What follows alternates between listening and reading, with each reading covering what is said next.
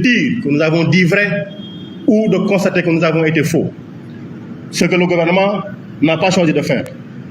Et je m'en vais directement lire, vous me le permettrez, donc citer in extenso le président Ousmane Sonko. Face aux événements tragiques qui ont suivi, le harcèlement judiciaire et la décision dont j'ai été l'objet dans l'affaire m'ayant opposé à une citoyenne sénégalaise qui m'a injustement accusé de viol et de menace de mort par arme à feu, je voudrais porter à l'attention de l'opinion nationale et internationale ma part de vérité. Ce texte accompagné d'annexes est un récit documenté. Il apporte une réponse aux allégations non documentées du gouvernement du Sénégal, me présentant comme étant le responsable des événements tragiques qui se sont récemment produits au Sénégal. Il est accompagné d'un ensemble de pièces et annexes prouvant la véracité des faits qui relèvent de la responsabilité historique et entière du président Macky Sall, de son ministre de la Justice, de son ministre de l'Intérieur, sa police, sa gendarmerie, ses milices armées et ses juges. Ce document est destiné en premier lieu au peuple sénégalais, ensuite aux autorités consulaires, aux organismes internationaux, aux amis et partenaires du Sénégal, ainsi qu'à tous les démocrates d'Afrique et du monde. Pour contribuer à la clarté des événements cités, ce témoignage factuel et non polémique, uniquement guidé par le souci de rétablir la vérité, est conçu autour des points que nous allons développer là et maintenant. Et quels sont ces points? Il nous faut retourner à l'origine de tout ce qui s'est passé. Le cadre documentaire a présenté la situation. Je voudrais simplement que l'on s'accorde sur une chose. La notion de violence exprime l'exercice d'une contrainte, d'un assujettissement par la violence même, donc par la contrainte, qu'elle soit une contrainte physique ou morale, en tout cas pour enlever le libre arbitre, pour contraindre une personne à faire ou à ne pas faire quelque chose dont elle aurait la liberté de faire ou de ne pas faire. Voici en substance la définition qu'on peut donner de la violence. Mais quand on regarde toujours le cadre de la violence, il y a toujours un brimeur, un bully, that's true. Il y a toujours un brimeur, donc quelqu'un qui exerce la violence. Il y a des faits de violence et il y a la victime. Et les faits de violence sont toujours constatés sur la victime.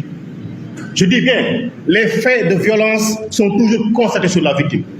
Et depuis 2021, et depuis même l'histoire de 2002, la radiation d'Ousmane Sonko, faites l'historique des victimes. Faites bon sang l'historique des victimes, vous ne verrez autre personne que militants de PASTEF ou de l'opposition. Parce que les sièges qui sont attaqués depuis 2016, c'est un acte de violence. C'est contre le siège de PASTEF. C'est parce qu'on a été victime. Mariam Sagna qui a été tuée, c'est une militante de PASTEF. C'est une violence. C'est contre un militant de PASTEF. Faites la situation de tous ceux qui sont en prison pour opinion politique, pour militantisme à PASTEF, dans PASTEF. Faites-le. Ceux qui ont été torturés, ceux qui sont morts, ceux qui ont eu des blessures, à la majorité, à 99,99%, sont des militants de seul parti. Il y a simplement une conclusion à en tirer. Ou bien, c'est les victimes, ou bien, celui qui a fait la riposte a riposté de manière absolument violente contre une personne, un citoyen sénégalais. Et tout ce qu'ils disent, c'est la violence, la violence, la violence. Mais les victimes de violence, on les connaît aujourd'hui. Ils ont des noms, ils ont des visages, ils ont des balafres, ils ont des sacrifices qu'ils subissent. Ils sont en prison, ils ne sont pas avec leur famille. Et tout ce bon monde-là se trouve dans un seul bord. Donc le cadre de la violence que les gens subissent, il est manifeste, il est clair. Et je rappelle à notre attention à tous que depuis 2016, on connaît toutes ces personnes-là qui ont appelé d'abord à la radiation de Sonko. C'est des gens qui sont en train aujourd'hui de faire les plateaux. Ce sont ces mêmes personnes-là qui ont appelé au meurtre sur Ousmane Sonko. Depuis 2018, jamais un juge ne s'est autosaisi. Jamais on ne s'est offusqué de cette situation-ci. Et combien on peut les décompter, ont appelé au meurtre sur Ousmane Sonko ou sur les militants de PASTEF. Voilà le cadre un peu qui est posé.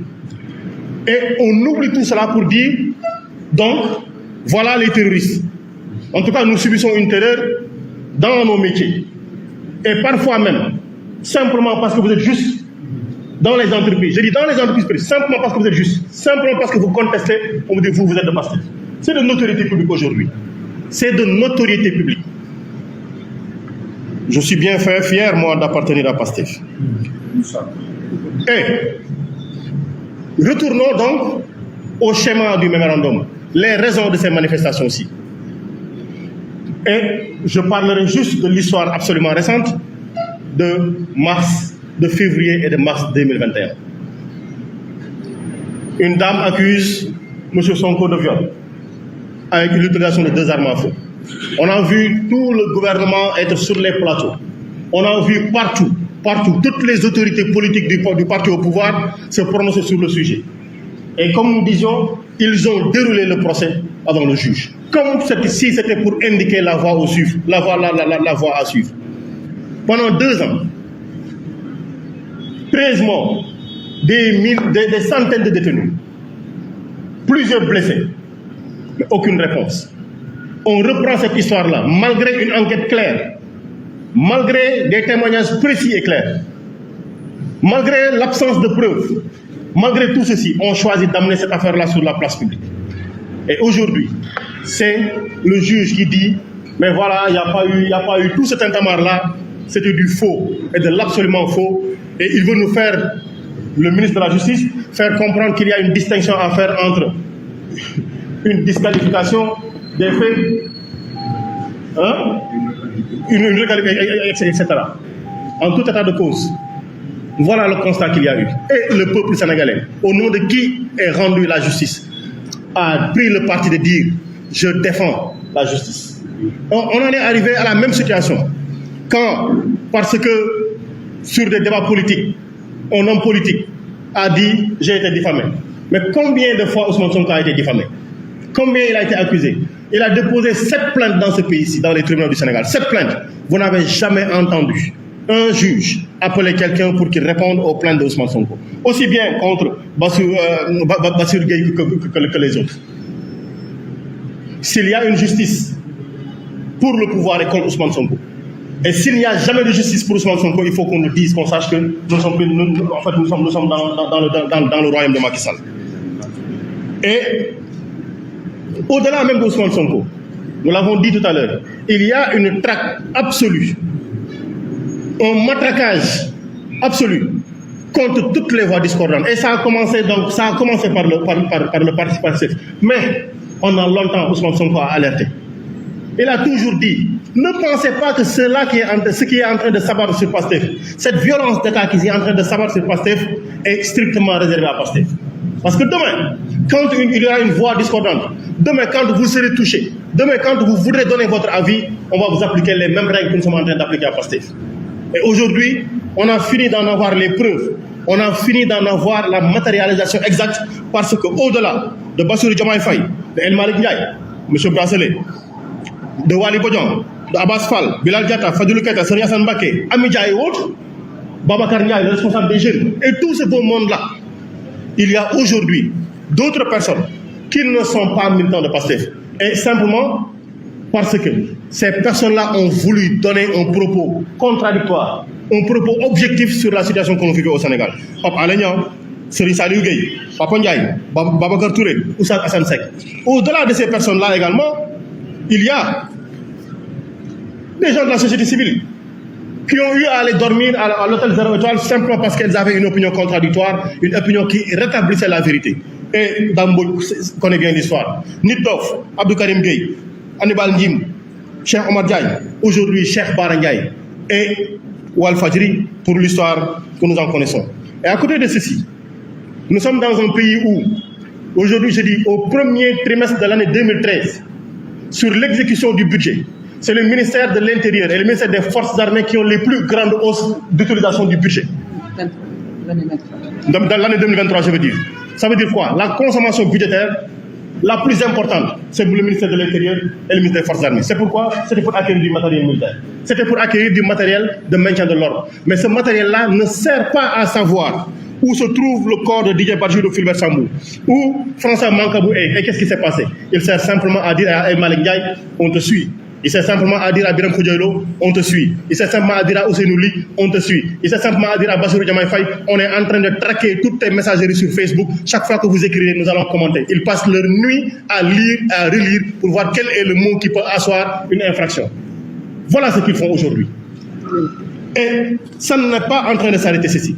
Parce que aussi, la conséquence absolue de tout ce traçage, de tout ce flicage, de tout cet espionnage, c'est les constatations que nous avons faites sur le terrain. Aujourd'hui, nous avons enregistré 30 décès. Et pour les 30 décès, nous avons 4 corps qui ne sont pas encore identifiés. Et je dis bien, je le répète, pour qu'on nous entende bien,